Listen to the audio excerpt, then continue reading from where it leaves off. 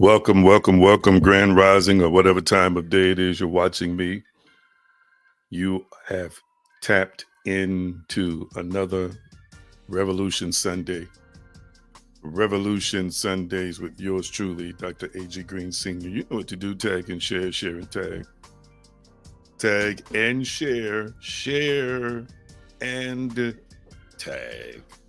So glad to be with you, and you today. Let's bring some more people into this conclave today. Remember, you can also text. You can text this link to whoever you want to join us and connect with us here on this particular day. So glad to be here with all of you here on this particular morning, day, or whatever time it is you're watching me. And this was streamed live on the day that we were to spring forward in our calendars, our time. And so hopefully everybody followed their, I should say, their phones, tablets, which would have automatically advanced them. Almighty, we're just thankful and grateful for this moment. Thank you for your guidance. Thank you for your patience. Dadabah, thank you for all things in us, with us, and through us. We are one with you. Continue to enable us to develop a keen awareness of your presence.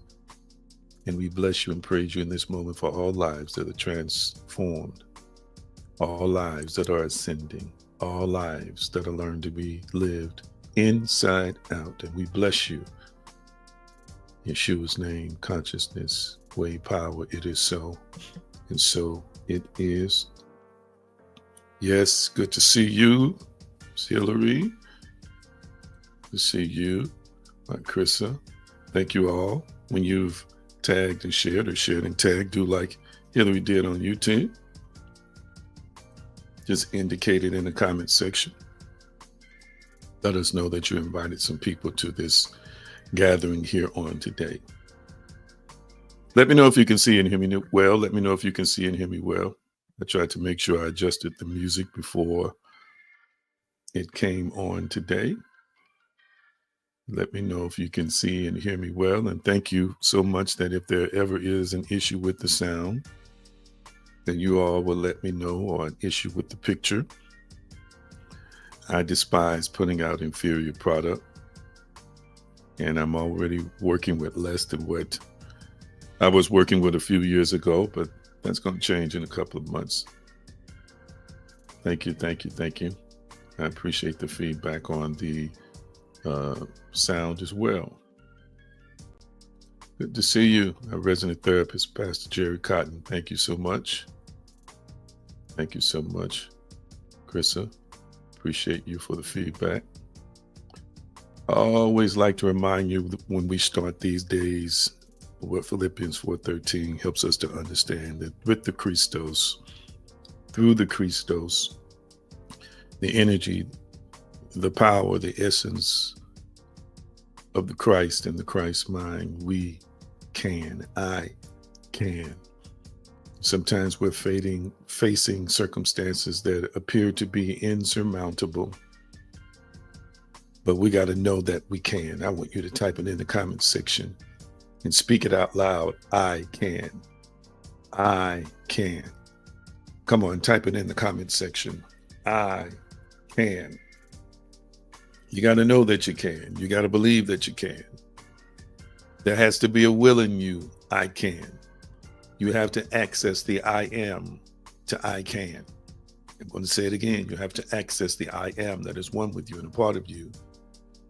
Therefore, you can manifest I can. Wow. I sense to tell somebody what I've been telling myself recently. You have manifested things in your life thus far.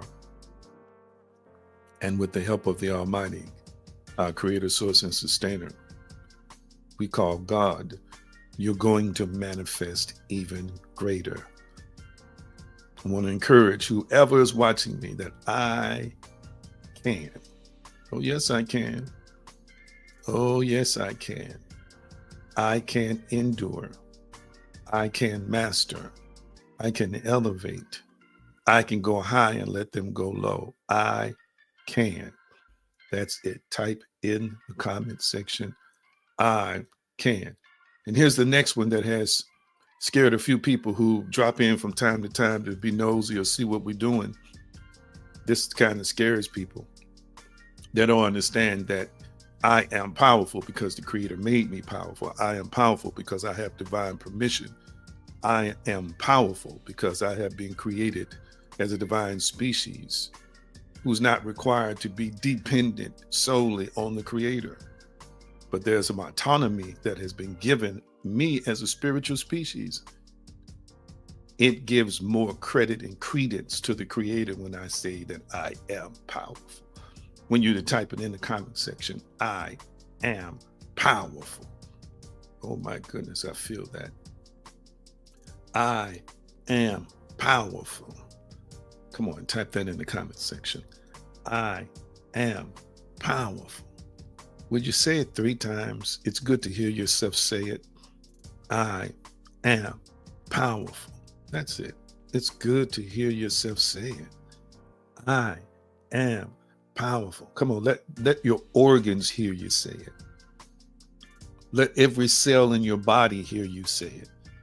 You may be faced with something that the mind has been trying to process, and the mind is trying to interpret as you being weak. No. Counteract that with I am powerful.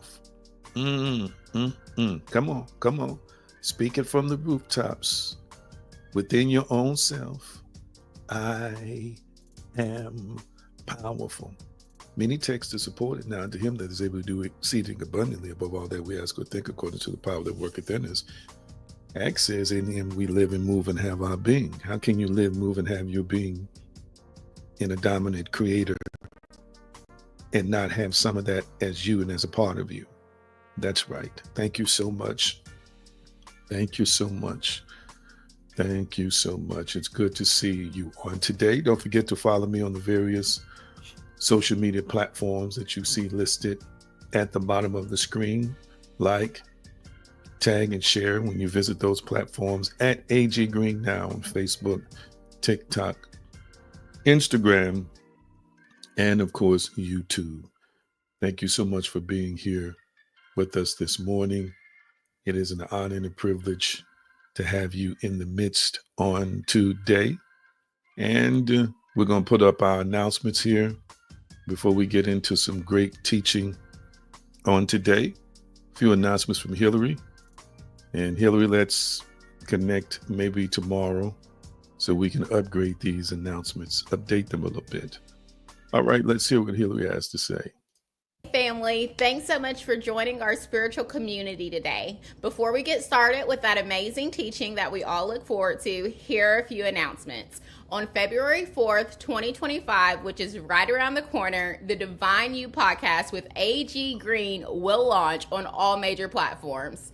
Are you ready to tap into your divine potential and live the life you've always dreamed of? Join Dr. AG Green on the Divine You podcast, where wisdom meets inspiration to empower your journey to greatness. New episodes drop every Tuesday at 10 a.m., so make sure you set those alarms. Available on Spotify, YouTube, Apple Podcasts, and more. Each week, Dr. Green dives deep into transformative topics, offering practical tools and spiritual insights to help you align with your highest self. Don't just exist, live divinely. Join our spiritual community, Revolution Inc., on Patreon. Make sure you secure your membership and tune in weekly. We're preparing to move most of our program there this year, so please take the time to visit patreon.com/aggreennow. That's patreon.com/aggreennow. There's more. Check in daily for new posts, videos, and more. Every dollar you give here helps support AG Green and AG Green Now. We're expanding and we're growing to serve a larger audience with the message of love, faith, and hope. Your gifts co-manifest vision with us. Use the giving apps and donate today. Be sure to visit Divine Species Shop at payhip.com/divine species. There you'll find many wonderful things to enhance your spiritual and mental experience. Visit today and level up your life. The aggreen.com website is up. It's officially launched. The new online hub for AG Green is active and ready for visitors. This site will help you stay current with everything that's happening in our spiritual community. You stay connected with powerful and insightful tools to help you evolve, transform, and ascend. Make sure you visit today and check it weekly for updates. This is something you don't want to miss. Once again, family, thanks so much for joining us today. I hope you look forward to this amazing teaching. Thank you, Miss Hillary. We appreciate that. We want to remember those things which were shared in the announcements. I want you to continue to support the podcast. There will be a new episode up this week. I looked at the numbers recently, and it looks like, I'm trying to remember, it was over 300 downloads in the first 30 days. Let's see, from Spotify and I think Apple podcasts, each 300 each or something like that. Anyway, it's going fairly well, and we're going to continue to promote it as well as discuss enticing, alluring, as well as enlightening information on that particular podcast. So I want to encourage you to find it on the various places where you can find podcasts, Divine You, The Divine You with A.G. Green Sr., and share it with somebody. Hopefully they will be blessed and they will be empowered. All right, now let me check in on you. This is the time where I check in on you. And if you're just coming in, don't forget to tag and share and tag. But I got to see what you're eating and sipping today. I got to see what you're eating and sipping today. What are you eating and sipping today? Today I've got my coffee, of course, with what's that, French vanilla creamer. But I also have my chocolate protein shake. I drink a protein shake every morning. I drink one actually twice a day, trying to get my protein levels up. It helps with metabolic processes, weight loss, all that kind of good stuff, energy, wonderful stuff. That's what I'm eating. That's what I'm sipping on. What are you eating and sipping? Talk back to me. What are you eating and sipping? I need to know, what are you eating and sipping? And let me know also how you're feeling in this moment. While you're sharing what you're eating and sipping, talk to us about how you're feeling right now.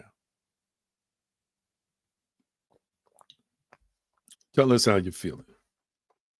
Tell us how you're feeling right now. Real quickly, this is your moment. This is your time. And check in, family, as we always do. What are you eating and sipping? What are you eating and sipping? No judgment here. I love the diversity of selections that people choose in the morning. I really, really do. See, here we go. We start now here. Somebody going to get hungry from Hillary's post. Breakfast pizza rolls. Goodness gracious. And waffles paired with an ice cold Dr. Pepper. I'm feeling excited to hear what we're learning about. A tiny headache, but ready to conquer the day. Awesomeness. Breakfast pizza rolls and waffles. You're going to make somebody hungry. See, Krista says, feeling great this morning. Coffee with French vanilla creamer and pancakes. Sounds delicious. Our resident mystic here, Wesley Turk.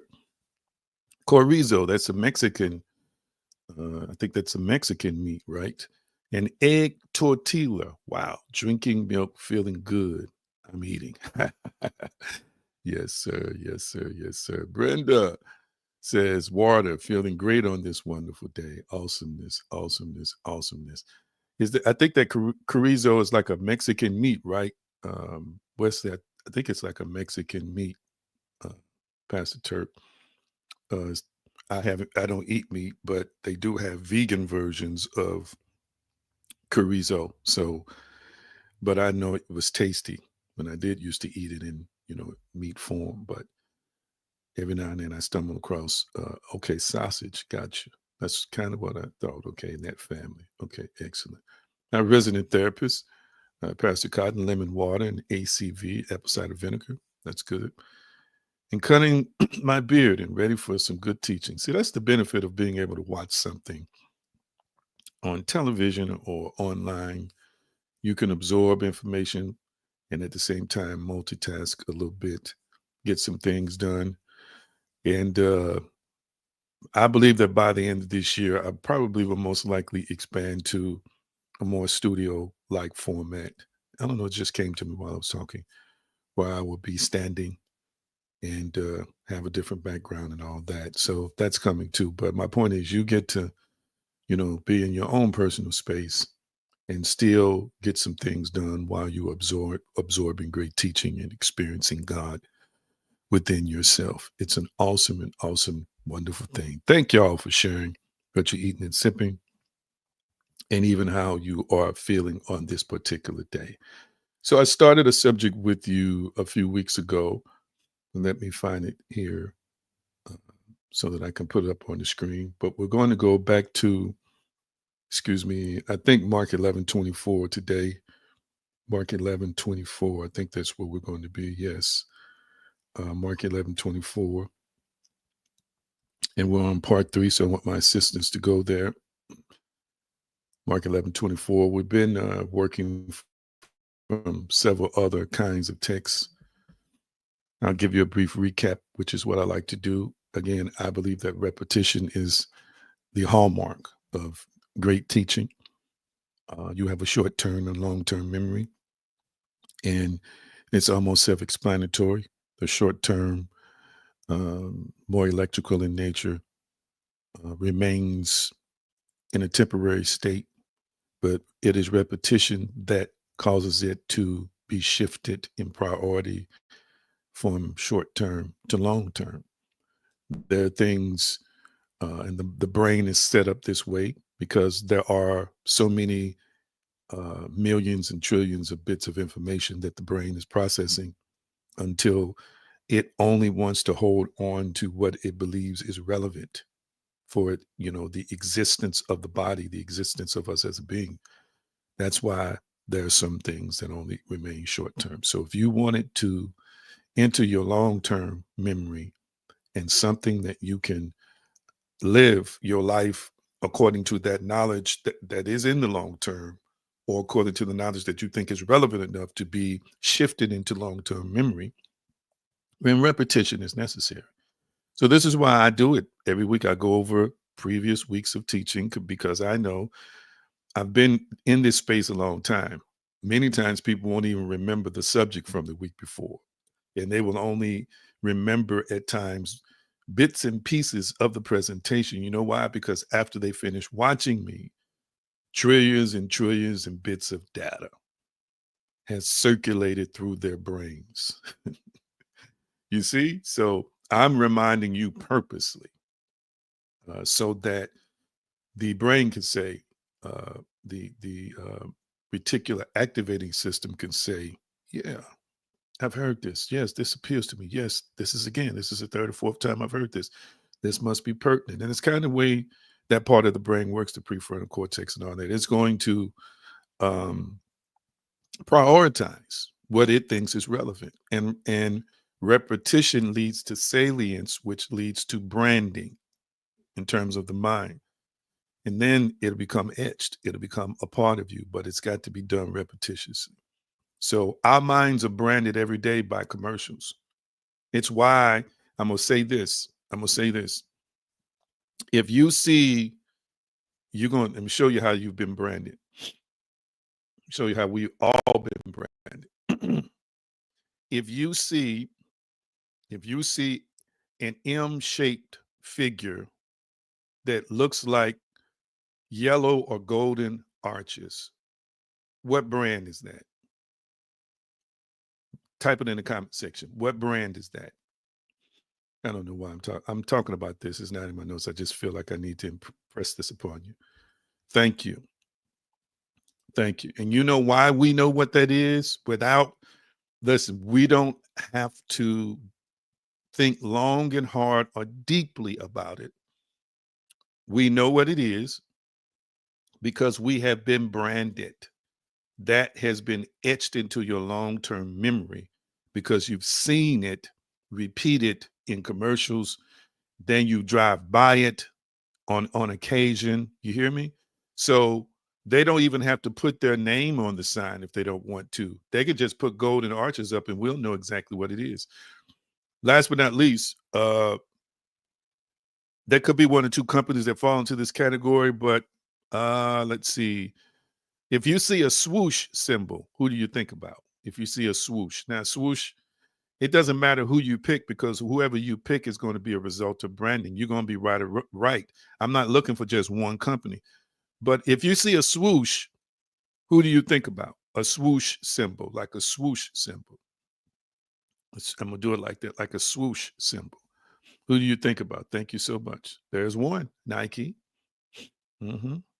There's one. There it is. Just like that. Just like that. And you know why? It's in your long-term memory. You've seen it hundreds of times, thousands of times. So I'm just letting you know this is why I consistently go over stuff over and over. And let me tell you, spiritual principles uh, must be embodied so deeply, family, so deeply until they're not really second nature to you. It is your nature. It becomes your nature. Did y'all hear what I said? It becomes your nature. It is you. These things that we discuss, it is you. So I encourage you to take notes so you can revisit your notes. I encourage you to rewind.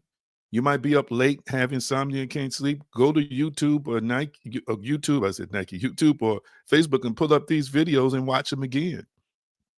Because you want it to be cemented in your subconscious through repetition and feeling to the point that now you are embodying this. All right. You embody this. You are this. You're not reaching, you're not grabbing. You don't have to, in the moment, necessarily adjust yourself, but that you would just be activated. That knowledge and wisdom is activated. That part of your identity now is just activated. All right. Let me see. The texts have been put up. We worked a little bit from them, but they've got some other things we're going to discuss as well. Let's see. I saw that my assistants already put it up. I love these texts. NIV here. Therefore, I tell you, whatever you ask in prayer, believe that you have received it and it will be yours. King James. Therefore, I say unto you, what things soever you desire when you pray, believe that you receive them and ye shall have them. So I've been discussing, and this is part 3 in this particular installment. And let me put it up on the screen because I just had it there. This is part 3 in this particular installment. Look at me. Took the 3, took the number out. I need to put the 3 in there. Oops, my bad. 3. Gotta turn the cap lock on again. Numbers lock, I'm sorry. And I've been discussing with you from the subject of praying like a ruler or praying like God. Want you to type it in the comment section, praying like a ruler. Praying like a ruler / God. Praying like a ruler. Almighty, we thank you for spiritual ears to hear, receptivity, and the ability to process, internalize, and then release it. We bless you and praise you. Thank you, Yeshua. So it is. Thank you, thank you, thank you. This is part 3, praying like a ruler. So this is a relevant discussion because in the hierarchy of things, and I want to say this to this group, and again, I know I keep referring to Patreon as there's a lot of different things I have to work on before I get to that space full time. I've got a lot of things going on in my personal life that's, now, more importantly, a job and other things. I do multiple things. So it's going to take me time to get you to that space. But I preface my next point by saying, let me ask this question. Let me take a poll of my people who are watching me now. Do you believe that we as a species are the only intelligent life in existence? I want to see your answer in the comment section. Because for me, this is about ontology. This is about being. This also is about hierarchy. It's about where we fit in the created order of things. And let's see your answers here. We got a nope. Let's see, I'm sorry, I went up too far. Okay, we got 2 no's basically. Okay. I'm saying this because if you keep listening to people from whatever religious persuasion they are from, and they keep convincing you that you're nothing, all right? They keep convincing you that you got to crawl through landmines to get a prayer answered. They keep convincing you that you're at the bottom of the rung of the ladder. I want you to hear me. Then you're going to develop a belief of an unworthiness. You're going to develop a unhealthy self-esteem and an unhealthy evaluation of your self-worth, to the point that you don't realize how much it's impacting your prayers and your perspectives of the Almighty. This is what I want you to see. And I'm going to continue to challenge you. And I'm going to say it. And I'll be trying to talk directly sometime. And then other times I'll be trying to talk in code, because some folks are not ready for the onslaught, the deluge, the flood of information that is manifesting in the earth over the next 10 years. And there you're going to find out there's going to be a lot of stuff you thought was concrete truth, empirical data that isn't. And you got to make a decision to understand who God, who the creator and the source really is. And as a result of that, who and what you really are. But if you keep minimizing yourself, this is what I want people to understand. Again, this is not in my notes. I don't know. I just need to flow before I get to the notes. If you keep minimizing yourself, but enlarging the deity or the God that you say you believe in, I just don't see how you're going to have any personal growth, because what you're going to become is a superstitious, codependent creature who can't really do much of anything for itself except mess up. Do you realize that there are a lot of people, they don't say that, but the doctrine that they are aligned with basically says that everything is good about God and there's not much good about you. Hear me. That is, we put it up on the screen. We defined it last week. I think that was Tuesday. We talked about cognitive dissonance. We talked about double-mindedness. We talked about triple-mindedness, quadruple-mindedness. This is the epitome to me of cognitive dissonance. And on how one hand, you're telling me how great God is, but how I'm nothing. Then on the other hand, you're telling me how powerful I am, but I got to be careful with this power, because I can lose my soul if I start using this power. I can go to hell. I can forget God. But wait a minute. I'm created by this creator. I'm born inherently as a birthright with this dynamic power. Matter of fact, the real me is not even this stuff you can see physically. I am a real spirit being, a divine being. I've heard people argue about Divine. Saying you're divine. Have you ever looked up what the word divine means? You should look that up. Because a spiritual species exists.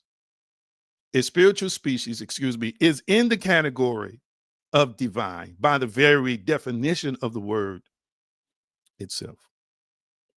So when it comes down to embracing and connecting with God, with the creator, with the source, the sustainer, if you are, I say, sheepish, okay, if you are in dread and fear, if you are constantly reducing yourself to nothing, but then at the same time, they tell you messages about how you ought to feel like you are something. And then they share other messages about how you're just nasty and filthy and there's nothing good about your flesh, your mind, your nothing.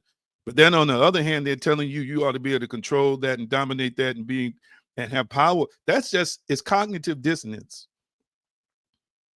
And then you're telling folk, hear me. Lord have mercy. I've been saying this for years, and I'm going to move on. When we talk about the day that the Lord has made, I want you to really, really understand something, family. The Creator is not making days every day. I'm going to get quiet on that. When this world came into being, a certain set of physical laws in this matrix were created. The earth revolves around the sun. Did you hear what I said? That's where day and night comes from. Y'all quiet.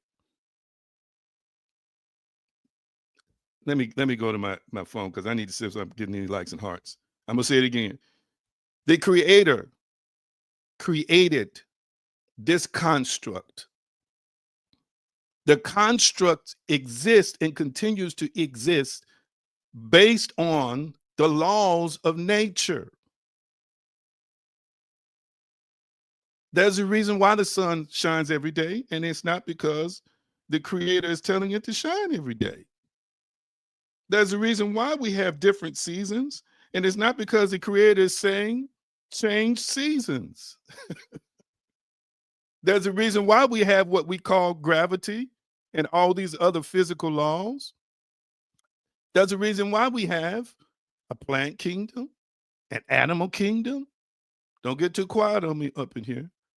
We got laws of nature that are in effect that somehow, some way, at some point in time, were instituted by the Creator. So if it was made by the Creator, it was made eons ago, most likely millions of years ago. That's right. These are perpetual laws. They were put in place by a superior being to last generation after generation after generation after generation after generation. And I say this again in another way. This is how people don't understand how they don't sound, how it doesn't make sense. Lord, why am I in this? Why am I in this grass today? Why am I in these weeds today? Why am I in these weeds today? I'm asking myself this question. He woke me up this morning. So what you're trying to say is you have to be touched by the Creator every day to wake up. It's not the way it's designed to be. Your autonomic biological functions that are powered by your spiritual life is the reason you wake up every day. So what you're really saying is that the Creator is selectively waking folk up. Okay, you get to wake up today over here in China. You get to wake up today over here in the United States. You get to wake up over there in Europe, but you 1 million people, you're not waking up today. What? Y'all still believe in that? Y'all still believe in that? As much as I believe in miracles, and yes, there are some disruptions of biological functions where I believe you as a spirit, a dynamic, powerful spirit being, can step in and revive yourself, or sometimes the Almighty has to keep you going. But you are designed, your body is, that's why the heart beats every second. You have a brain in your pericranium, you have a heart brain, and you have a gut brain. You got 3 brains in your body. And they all have specific functions. And you know what those specific functions are? To keep you alive. They have specific roles to play. Now, let me say this. I'm not trying to insult anybody here because I don't do that. Y'all know I love people. Y'all know I love everybody. But some of y'all want to stay religiously dumb. Some folk want to stay religiously dumb. Some folk want to stay in ignorance. You just want to be ignorant. You don't want to believe you are that powerful. You just don't want to believe that there is a truth outside of what you've been conditioned to believe. So you decided, I'm just going to stay there. Did y'all hear what I said? I'm sorry I had to phrase it like that, but it's the truth, because when you start talking like this, wait, that ain't what the scripture says. Listen, the scripture is not a book of science. All these scriptures out here are not books of science, neither are they perfect. The Creator designed you with organs and accessories to keep you living. And when these organs stop functioning properly or don't function properly, then you are going to be sick, impaired, and eventually die. And yes, there's something supernatural that at times takes place to keep you here. But let me say this to you, and I'm going to move on. Again, I'm trying to get in my notes. I don't know why I'm flowing like this. Somebody must need to hear this. Is there somebody on here who need to hear this? I guess there's somebody on here who need to hear this. The body, the physical part of us, family, is designed to heal itself. That's number one. That's why when you get a cut, immediately cells rush to the cut or the opening in the body and start healing it. Again, y'all sitting around here talking about the Lord healed my cut. The Lord didn't heal your cut. You healed your cut. Oops. You've been designed by the Creator with a body that self-repairs. Oh, my Lord. Oh, my Lord. Secondly, do you understand that what the physical body can't do? I said this the other day. What the physical you can't do, because it's all you, family. What the physical you can't do, the spiritual you can do. Oh, my goodness. I'm going to say it again. What the physical you can't do, the spiritual you can do. The you that is divine, the you that is one with God, the you that has God as a part of it. I can't say what I really want to say because some of y'all would probably get off the stream if I said it. You ain't ready for what I really want to say. But I'm saying that part of you also has the ability to heal your body.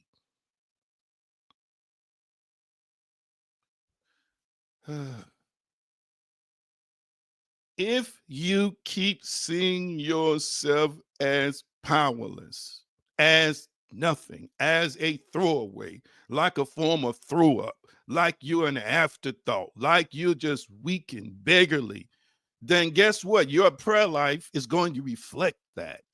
When you're trying to pray, meditate, or manifest something, or seeing an answer, this is why you're getting these meager little results, because there's a part of you that's saying, I'm too weak and powerless to even help myself.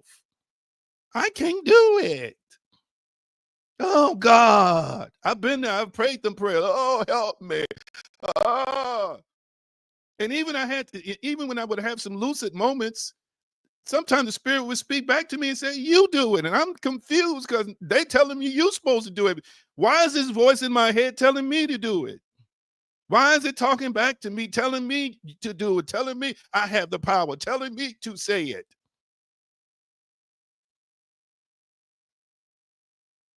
I was operating in a form of cognitive dissonance.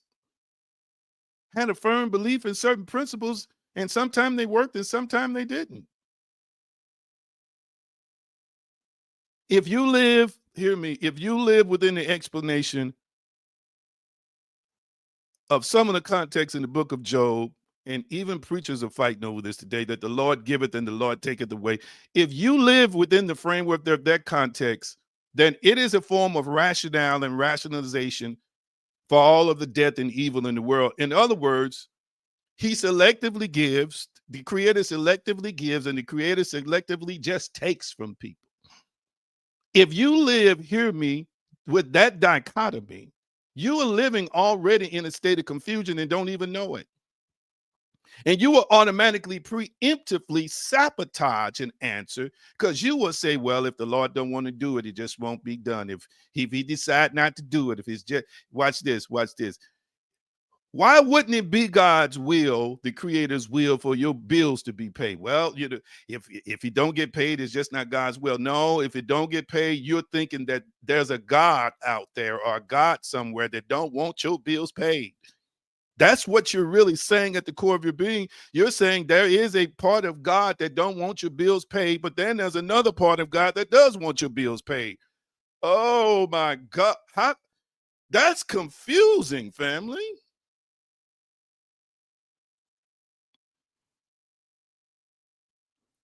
Well, well. Am I saying too much?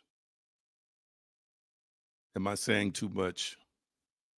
You've got to decide within yourself, in the revelatory experience you have with the creator, of who and what God, the creator, source, and sustainer, is to you. As I said, there's going to be a lot of folk out here making a lot of excuses, trying to do a lot of backtracking, trying to cover up a lot of stuff as this information is emerging and being revealed. And I want you to be ahead of it, because there's about to be a major shakeup. Yeah, I'm prophesying it. There's about to be a major shakeup in the religious order of the world. This is why people are not practicing certain things the way they used to practice, because they are being exposed to things, knowledge that's verifiable. Faith don't have to make sense, but I don't believe that God wants to be enshrouded and clouded in some kind of mystery like people want him to be or want it to be. My Lord, I feel something here. So I needed to say that as a part of my preface, because if you keep approaching prayer like you just some kind of physical being and not a little God or not a divine species, family, then those are the kinds of results you're going to get. And again, let me say this. I'm trying to let this go. Trust me, I just feel this in me. I'm trying to let this go. I need to say it like this. Some people want to be pitiful.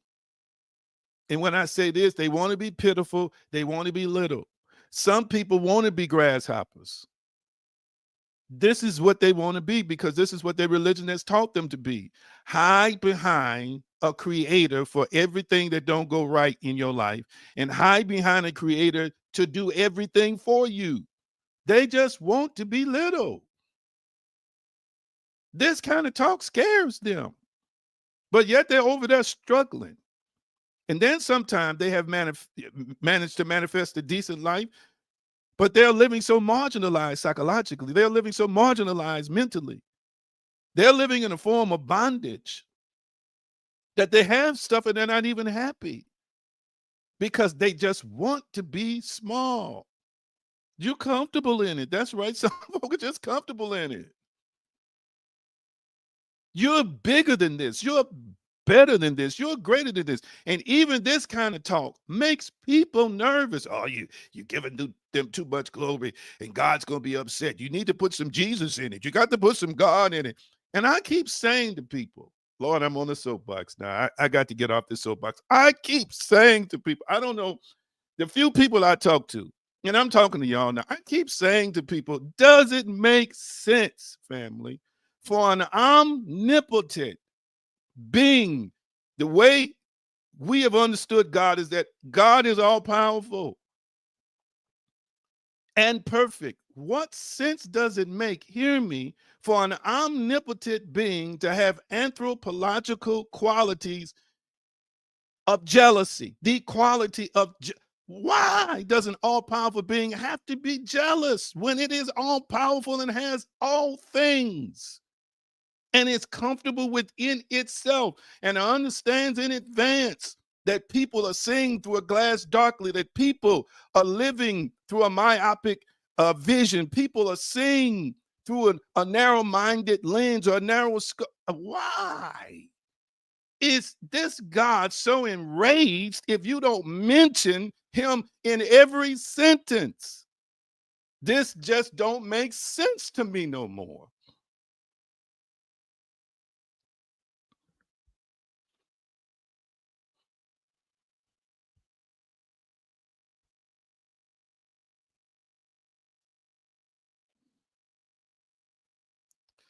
I'm sorry, y'all, forgive me. I just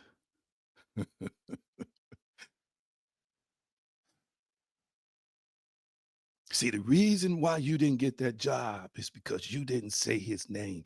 The reason why that relationship failed is because you didn't give God enough of the glory. Listen, an almighty, omnipotent being is so insecure that if you don't call or think about it enough, it will cut you off. It will watch this, let your lights get cut off.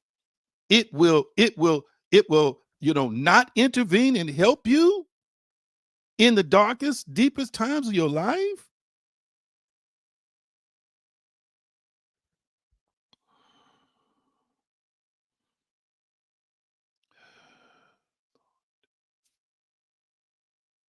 I got tears in my eyes. This stuff just bothers me now. It sounds more like myth and superstition, but it is cognitive dissonance. Goodness gracious. Mm. Let me try and salvage this. I don't want this to be a rant. I don't want this to come across as a rant because I'm really just fed up with people not wanting to take responsibility. I'm fed up with people who just decide I just want to be limited. I just want to be bound. It's just like, even when it's in your face, even in some parts of scriptures in your face, and people will find other ways to explain it differently. It's right there. There's enough there for you to see who and what you really are and who and what you're really meant to be. Mm, mm, mm. What things soever you desire when you pray, family, believe that ye receive them and ye shall have them. I want you to type it in the comment section. I am a ruler. Type it in the comment section. I am a ruler. I am a ruler. Now, people will add an addendum to that. Well, see, but he also said that you got to jump through these hoops. That ain't going to just happen for you if you don't say his name. That ain't going to just happen for you if you don't go to church every week. That ain't going to just happen for you. Watch this. If you don't give the way we want you to give, they'll add stuff to the text. No, the text. That is a pure spiritual principle. It's about divine beings exercising faith to manifest the reality. That's all it is. What things soever you desire when ye pray. He didn't say when somebody else prayed. He didn't even say when I pray. He said when ye pray. Believe you receive it. And you have it. People are using this spiritual principle all over this globe and seeing fruit manifest in either what we call a positive or a negative way. You know why? Because again, everything that you see in this physical construct emanates from the initiation, the spontaneous initiation, or the willful, intentional initiation and utilization of faith. Period. You might not want to hear this, but the master criminals are manifesting masterful capers by their own faith, by their own the spiritual strength and power that they're using for the wrong purposes, sitting around meditating on outcomes and seeing them come to pass. You think this scripture is just for a particular group of people. This scripture is for whoever applies it. This principle is for whoever applies it.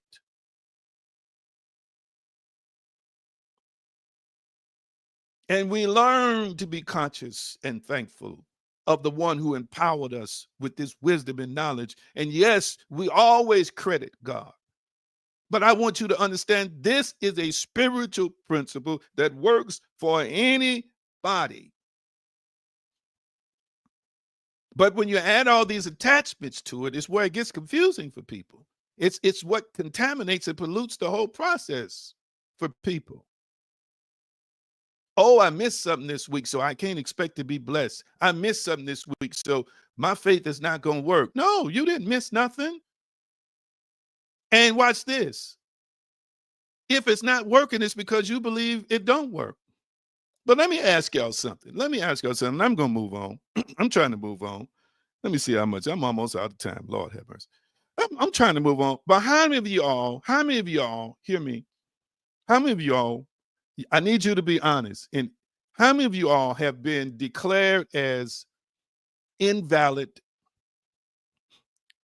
disqualified from blessings, or disqualified from what they call the favor of God, disqualified from having good things in your life because you lived a certain way or you did a certain thing you shouldn't have done, or whatever the case, and you still saw a positive outcome, regardless of what the folks said? Has that happened to anybody here? Talk back to me.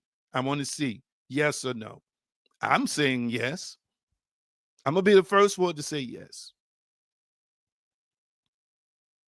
And my thing is, if it's so binary in that it's on or off, why is it that you said I was off and it still happened for me? Why is it? Well, that's grace. That's grace. Well, no, that's you bring up the grace argument when you want to bring it up. Come on now. Is it really just grace? I believe in that grace too. Don't get me wrong. Or is it that you may have taught me a principle that was just wrong? Is it that the faith that I have and the belief, just it happened? I desired it. I believed it. Although you told me I was disqualified, I felt bad about it, but it still happened. Are you hearing me? And last but not least, if this God you talked about is so bent on stopping me, if he's just so bent on stopping me, then why didn't he stop me? Why didn't it stop me? You said there's no way I'm disqualified.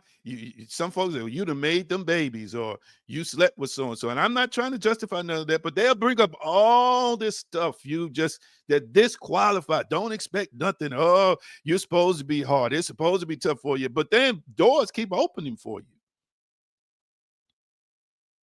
Well, that's the grace of God. Well, no, you told me I wasn't qualified for that grace. Cognitive dissonance. Okay. My goodness gracious. Yeah. And then last but not least, they'll give the other fellow credit. They'll say that other fellow is blessing you as the devil. There's a demonic thing that's keeping this person. Yes, the devil is blessing them so he can destroy them. I'm like, oh my God. Am I making does it sound like am I the only one that this sounds like foolishness to? Lord. Am I the only one? Somebody talk back to me. Somebody talk back to me. Look like my computer's.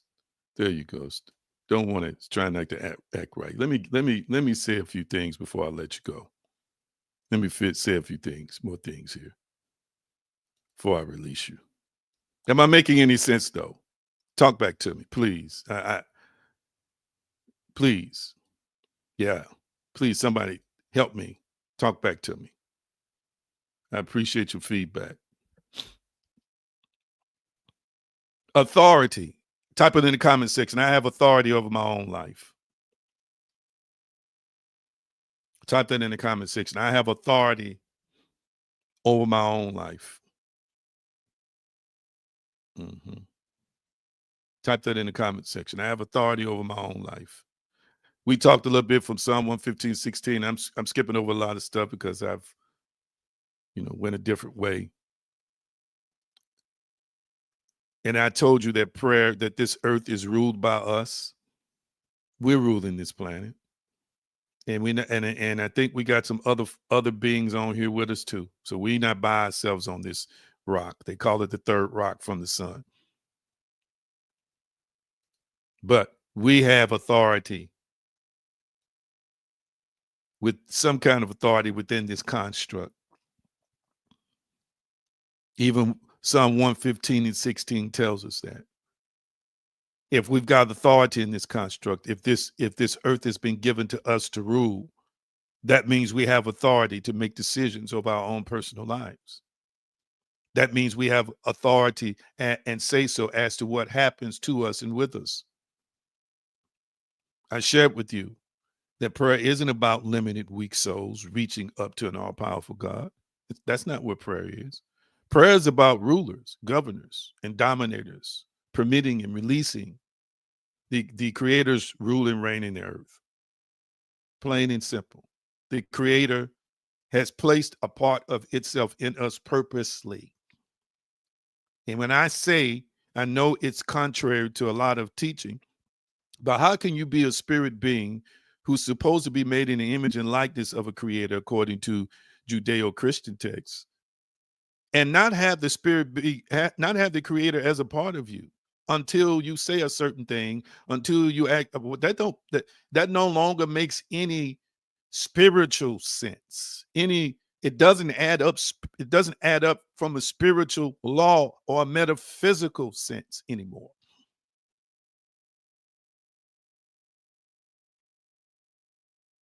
We took you to Job 25:6, where a lot of prayers have been created from. When Job, one of the comforters, talks about being a worm. Now we got folks thinking that they're worms and they're included in their prayers. Just ridiculous. But then again, we'll take Job 25:6 and justify it as justified to say that, somebody is nothing. And then we'll just gloss over Psalm 139:14 that says you're fearfully and wonderfully made. Sounds like cognitive dissonance to me. So 1 minute you're telling me I'm nothing, but the next minute one scripture says I'm fearfully and wonderfully made. We talked a little bit about Psalm 82:6, which is what Yeshua quoted in John 10:33. Ye are gods. One day I'm going to do a lesson on the divine council of gods. Do you realize that there's an explanation for where all of the names of God you see in the Bible come from? There is a really good explanation. And family, they're not all idol gods. They're not all inanimate gods that don't exist. I know you probably never heard that before, but it's the truth. We don't have time to get into it today. But Yeshua said in John 10:33, the Jews answered him saying, for a good work we stone thee not, but for blasphemy, and because thou, being a man, makest thyself God. Verse 34. Yeshua answered them, is it not written in your law, I said ye are gods? And then verse 35, if he called them gods unto whom the word of God came, and the scripture cannot be broken. Verse 36, say ye of him whom the Father had sanctified and sent into the world, thou blasphemest, because I say I am the Son of God. So in other words, they're angry with him because he's calling himself the Son of God, and he's saying it's in your own text that you're gods. Oh, this just is, people just do not like this text. They always find ways to explain it away.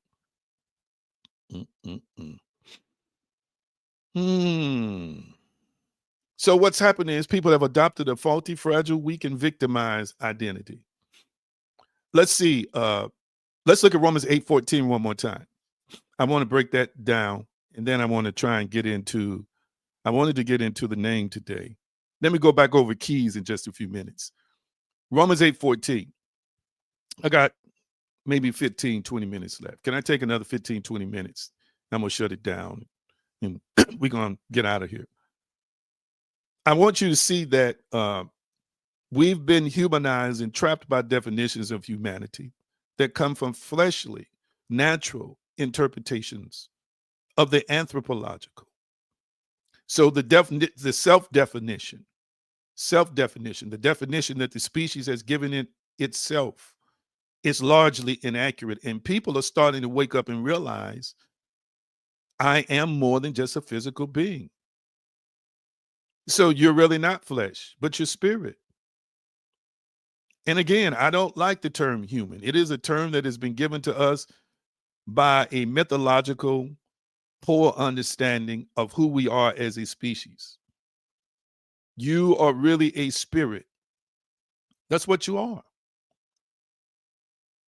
NIV says, for those who are led by the Spirit of God are children of God. King James says, for as many as are led by the Spirit of God, they are the sons of God. The word led here means to impel of forces and influences affecting the mind. To impel of forces and influences affecting the mind. So that's what led means. If you allow the spirit to affect the mind,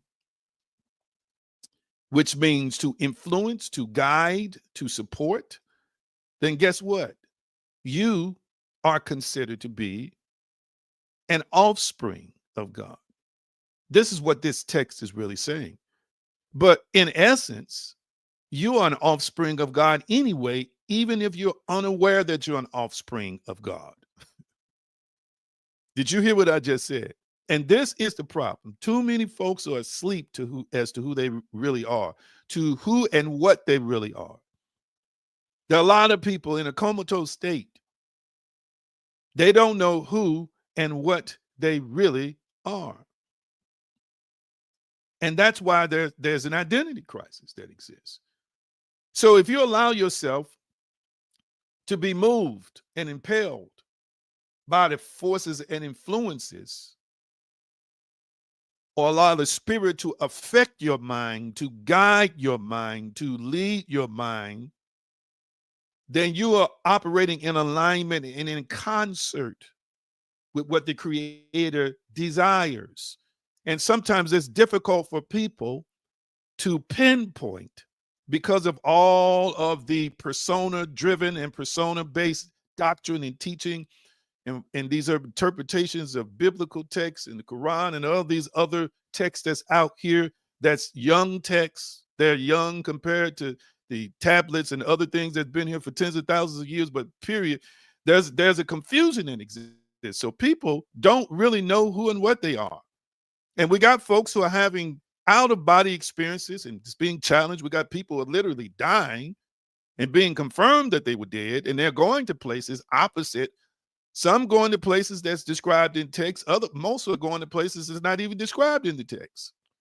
That says to us that we do exist outside of this physical body, outside of this physical construct. So I said all that to say, you've got to expand your thinking about who and what you are as it relates to being able to pray, to meditate, and see results. You've got to expand the definition of who and what you are. I don't care if you're a cashier at the store, you're great. I don't care if you're hanging off the back of a trash truck, you are great. I don't care if you're jobless and penniless, you are still great. You know why? Because you are a divine spiritual species. You just didn't know you were great, and you just didn't know who you were one with, and you just did not know who you were. Material things, family. Oh God, I feel a vein opening up. I feel a flow. I want you to understand that the material world is subject to the spiritual world. You are a spirit. Everything that is being reflected in your reality right now is a result of what you thought internally. Everything that exists externally is a result of what you thought internally. And some of us have done poor jobs of mastering the material world because we weren't taught the correct spiritual principles and the correct uh, prioritizations or the correct placement of ourselves in their hierarchy. Watch this. Some of us didn't believe we were worth it. Some of us were taught that this stuff was hard to do and hard to come by. I need you to hear what I'm saying. We developed solid core beliefs that kept reflecting, that kept being transmitted and planted as seeds into the universal soil, reflecting back to us as complex situations because we were operating with a mindset of complexity. More important, a limited mindset. Because it is true again, as he thinking in his heart, so is he. I want people to understand you as a spirit, watch this, are great. But if your mind continues to think limited, then you will continue to see limited outcomes in your circumstances and in your situations, including when you pray. Do you know that it feels different to people to pray for $1,000 than it does to pray for $100,000? You know why it feels different? Because we have been taught that there's a degree of difficulty that exists in terms of the gaps between 1,000 and 100,000. When in essence, the divine, spiritual, metaphysical part of us and the Almighty God part of us, it's nothing.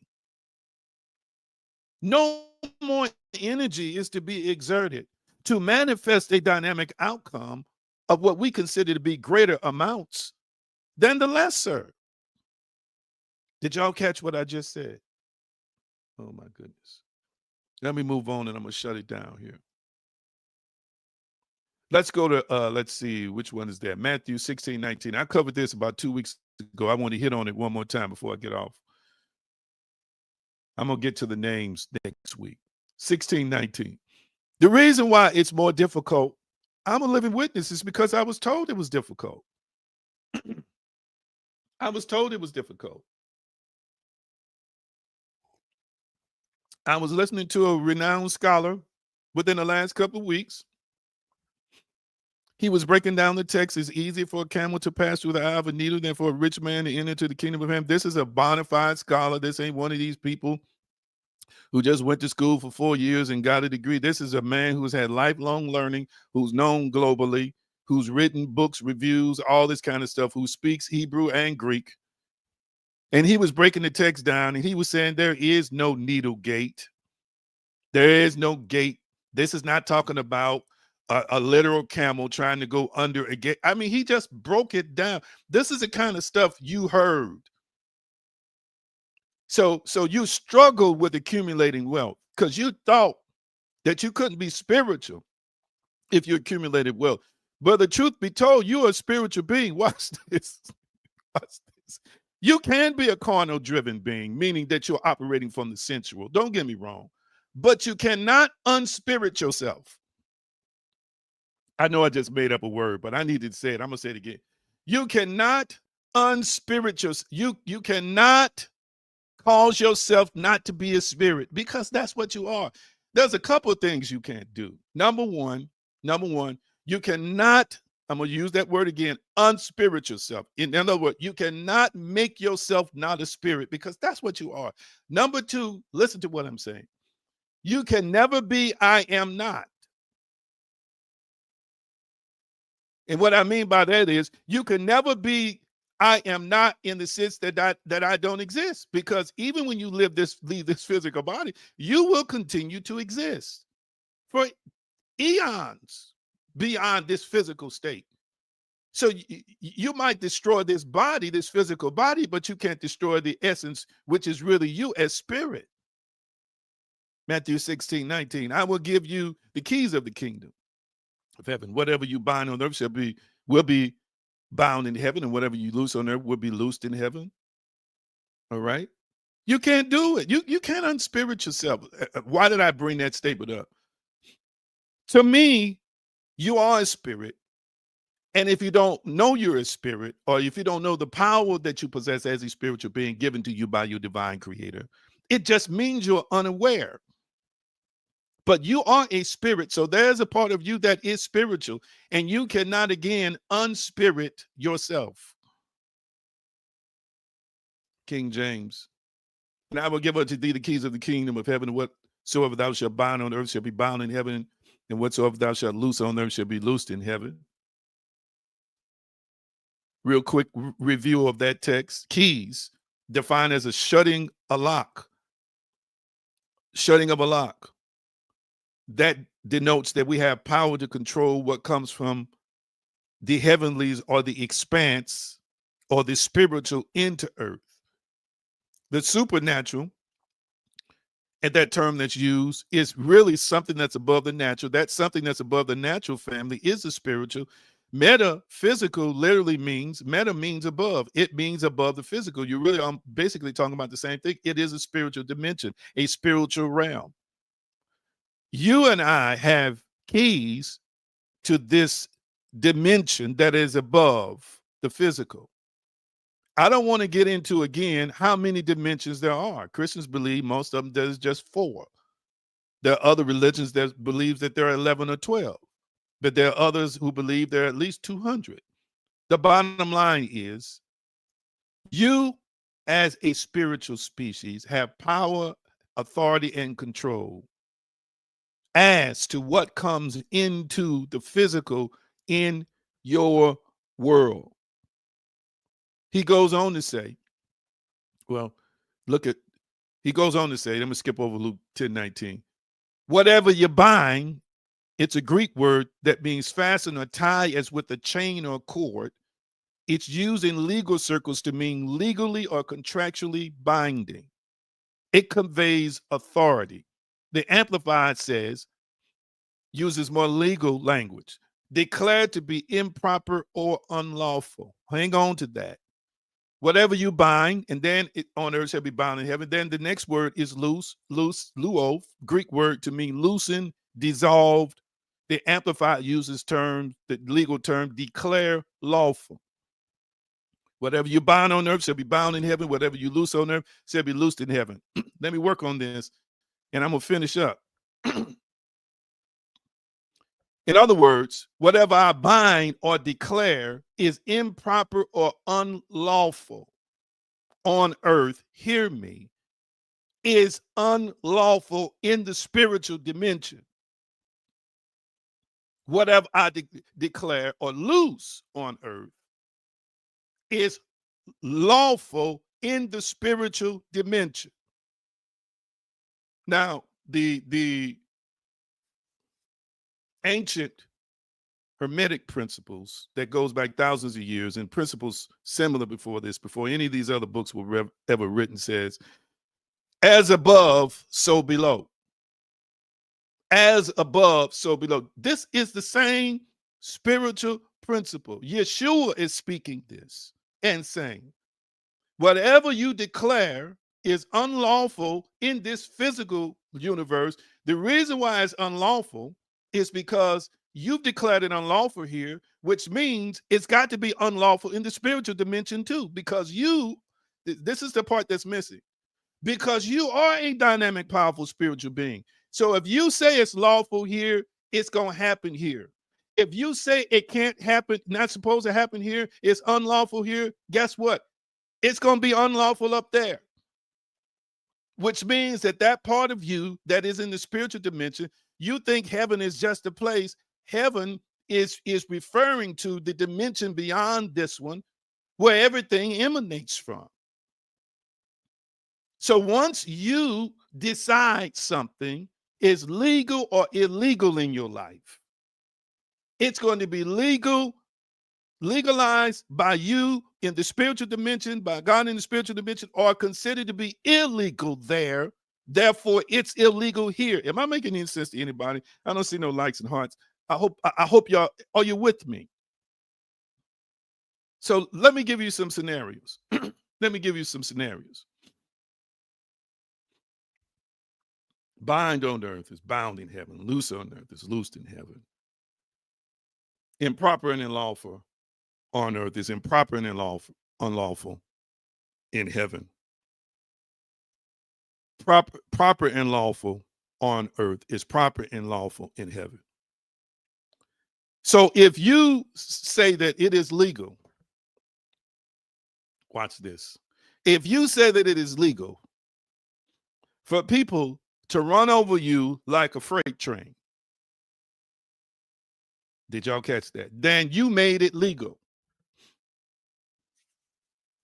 You made the law. You created the law that allows people to continue to abuse you, to continue to misuse you. I needed to say something that is going to resonate with you. Well, you might say, well, that's not what I said. No, this is what your mind said.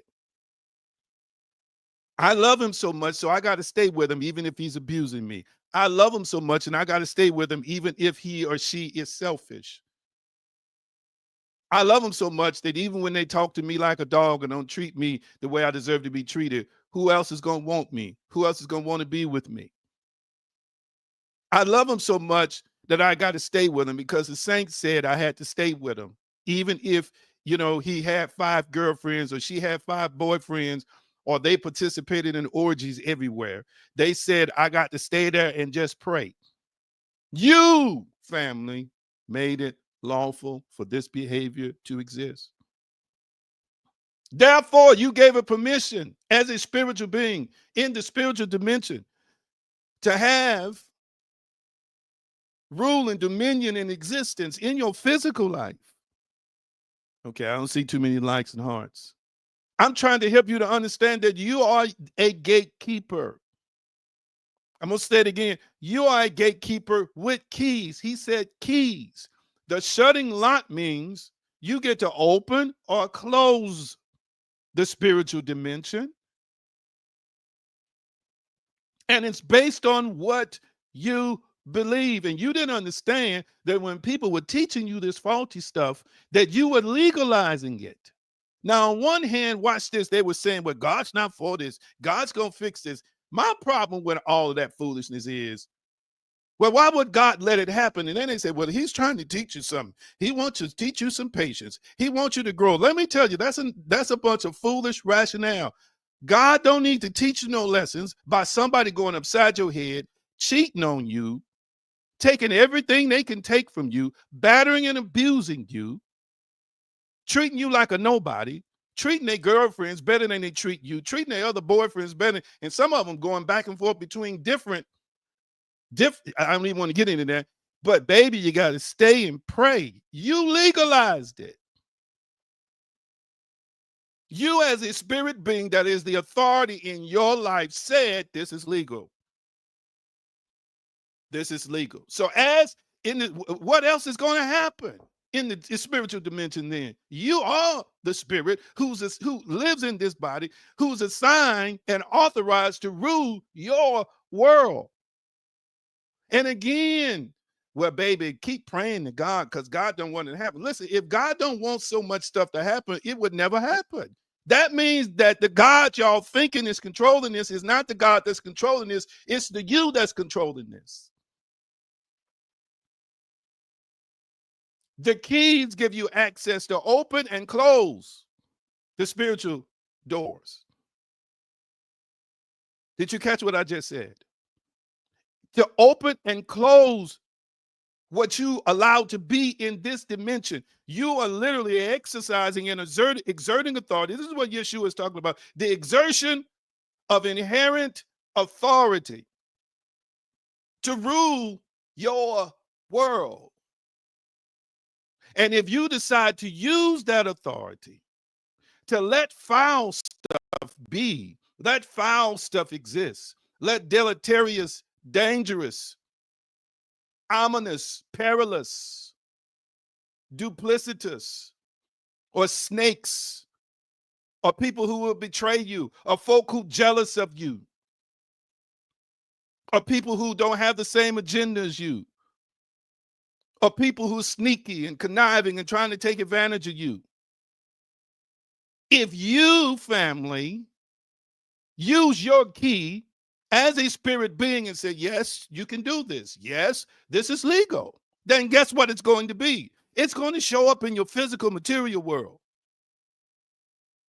Again, this ain't no devil. This is you. You got the keys. Yeshua said you got the keys. I want you to type it in the comment section. I got the keys. If I got the keys, that means I'm opening and closing. That means I'm making it lawful or unlawful in my own life. It's me. And we all get caught up in accepting the wrong advice to make stuff lawful that ought not to be lawful, to make stuff lawful that don't even align. It don't even align with your desires. It don't align with your dreams. It don't align with your purpose. It doesn't align with who and what you really know you are. If you're settling, you make it legal to settle. In the spirit first, as a spirit being. Hear what I'm saying today. Above, you made it legal. So that's why it's legalized here. Ooh, my God, I feel that one. I feel that one. But as soon as people awaken to understand that I got the keys, hold it up like this. I got the keys. Come on now, hold those keys up. I got the keys. I got the keys. I got the keys. Oh my God, hallelujah. I've got the keys. Ooh, my. I'm gonna say it again. I've got the keys. I don't need nobody else's keys. I got the keys. I don't need to beg and borrow. I got the keys. I can take those keys are plural. Those keys are plural. Did you catch what I just said? You can be born in the ghetto and take those keys and walk right out of it into the suburbs. Walk right out of it into a penthouse if you want to. You could have been birthed in madness, in sadness, in substance use around you, in drug abuse, and sexual abuse, and use those keys to access healing and wholeness. You've got the keys because once you make something illegal to exist in your life and persist in that faith that is illegal, it must vanish first from within you and then within the external part of the universe that you know as physical, substantial, solid, solidity. Catch what I'm saying today. It is a powerful principle that is owned by the individual. Keys, family. Use your keys. You want to break addiction, use your keys. If you want a stronger support system, use your keys. If you want a better love life, use your keys. If you use the keys of anger and apathy and vindictiveness, you will manifest that. If you make it lawful in your life for you to be a hellion, then you will be a hellion.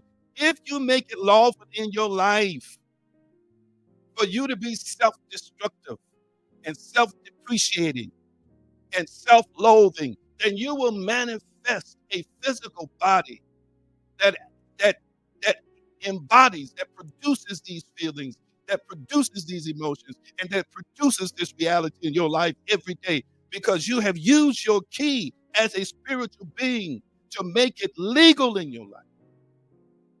Hey, my God, somebody hear me today. But you've got keys. You've got keys, family. And what's out there, what you consider to be up there in terms of dimensions, is in you. These higher dimensions, you have access to them on the spiritual continuum. But yet I want you to know and understand that it is your thinking, it is your faith that is the key. And when you make something legal or illegal, this is what will show up in your world. I'm going to stop there. I'm going to stop there. Almighty, somebody's listening as they're praying. Let them know they can pray like Bruce, even as God, Almighty, even as one's made in the image, even as the image. You don't want us to be beggars. You've given us keys to the kingdom. Whatever we bind on earth is bound. Whatever we loose is loosed. Whatever we declare is proper and unlawful, it becomes improper and unlawful. Whatever we declare is lawful, it becomes lawful. Almighty, I pray that those who will listen this moment would embrace that the powers in them and the plurality of keys is in their possession. And they just begin to change the way they see themselves, change the way they see you, and change the way they see their role in this construct. They begin to see themselves as unlimited, powerful, free. They will see a reality in the physical, three-dimensional that reflects that love, faith. It is so. So it is.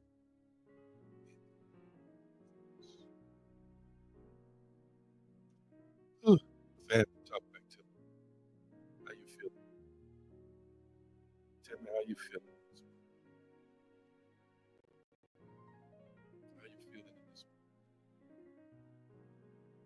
I want to hear your thoughts on the message, your thoughts on the presentation. How are you feeling? How are you feeling? Thank you.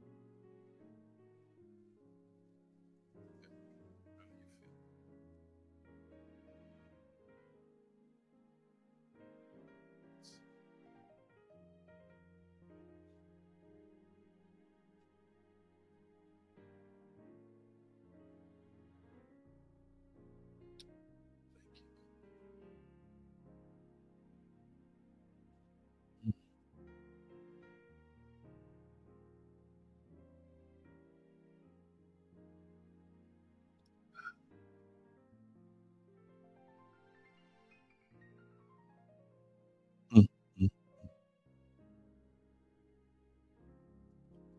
Have you noticed that your strength is renewed from